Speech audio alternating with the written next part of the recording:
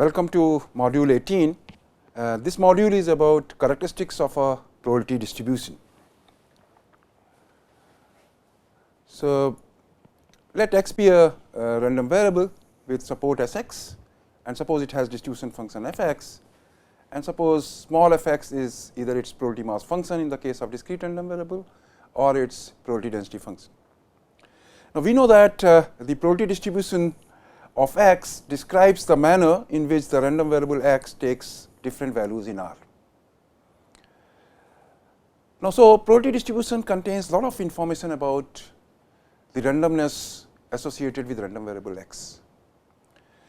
So, it may be desirable to have a set of numerical measures that provide a summary of prominent features of the probability distribution of x. So, what we would like to have is a set of numerical measures that capture the prominent features of the probability distribution. So, we will discuss about such numerical measures over here. So, they would be broadly classified into 4 categories. The first one in this direction is measures of central tendency or measures of location.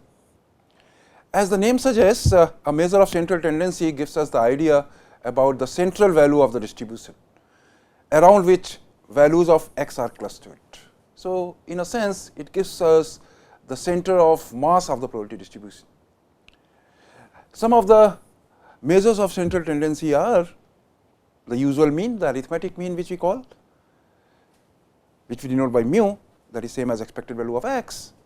In the discrete case, we know expected value of x is given by this formula, summation x belonging to s x, where s x is the support of random variable x, then x times f x x.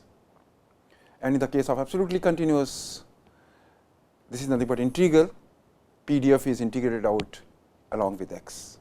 So, this is the arithmetic mean, and our intuition suggests that arithmetic mean gives us the center of mass of the distribution. The other measure of central tendency is the median. Median m of the distribution is a value such that the random variable x is equally likely to be either small or larger than m. So, roughly speaking, what we want is a number m such that probability x less than m is same as probability x greater than m, and roughly this should be equal to half. In fact, this would be exactly equal to half in the absolutely continuous case. So, one way to define median would be, this would be collection of infimum of the set of those x belonging to R such that f x x is greater than or equal to half. So, note that your distribution function is monotonically increasing. So, let us see what happens in the discrete case.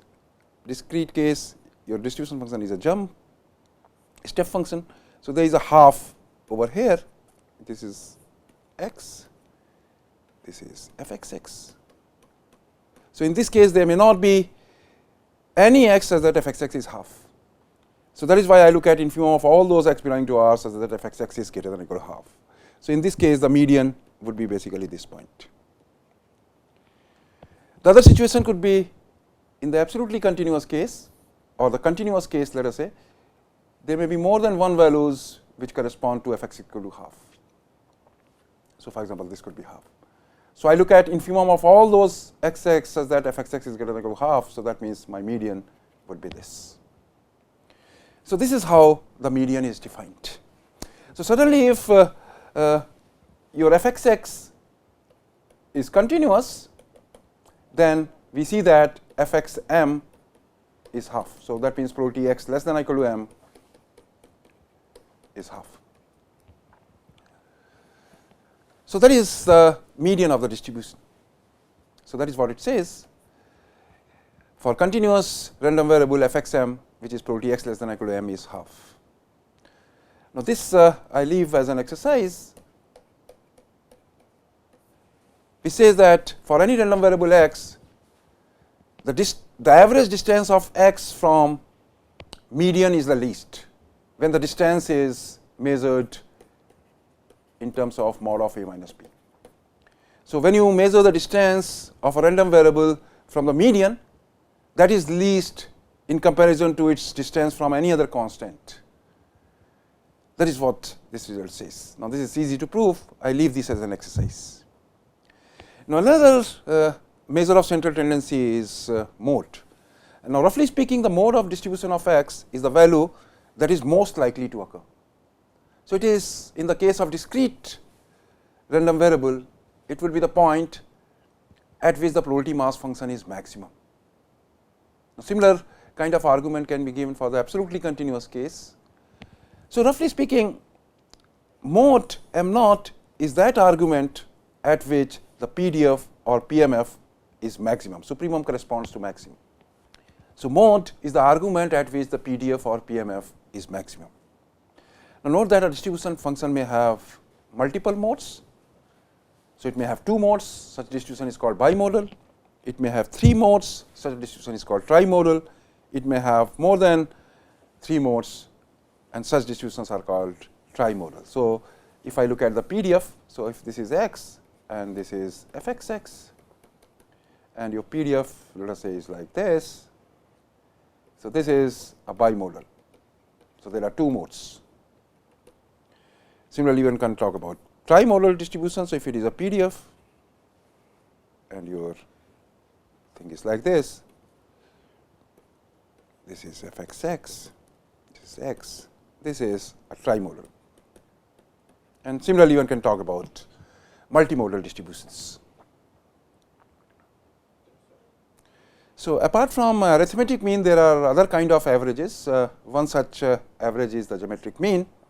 This is defined for random variables which take positive values with probability 1. What happens in geometric mean is I look at the mean of logs, and I call that as a log of means. So, log of g is defined like this. If that is the case, then g is defined as e to power expected value of log of x. Similarly, the harmonic mean, what we do is we look at the averages of reciprocals of x. I call that as a reciprocal of a mean, which gives me the definition of harmonic mean as 1 upon expected value of 1 by x. Now, there are situations where arithmetic mean may be preferable over geometric mean and harmonic mean. Similarly, there would be situations where the use of geometric mean would be preferable over arithmetic mean and harmonic mean. And finally, there would be situations where the use of harmonic mean would be preferable over that of geometric mean and arithmetic mean.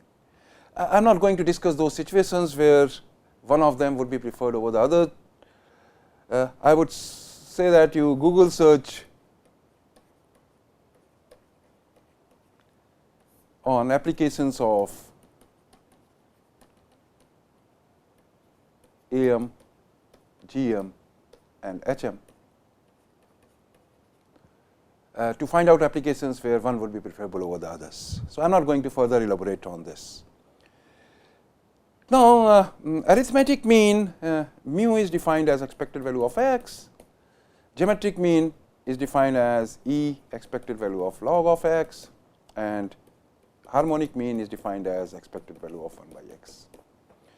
Now, if one uses the Jensen's inequality, one can easily prove that arithmetic mean is greater than or equal to geometric mean is greater than or equal to harmonic mean. So, I leave this as an exercise, which is a trivial exercise if one uses the Jensen's inequality.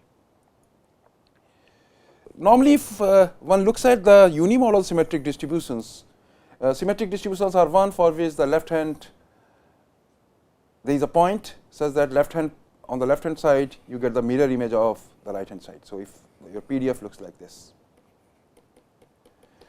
So, normally if you have a symmetric distribution which is unimodal, mean, median and mode coincide. So, that is normally the situation.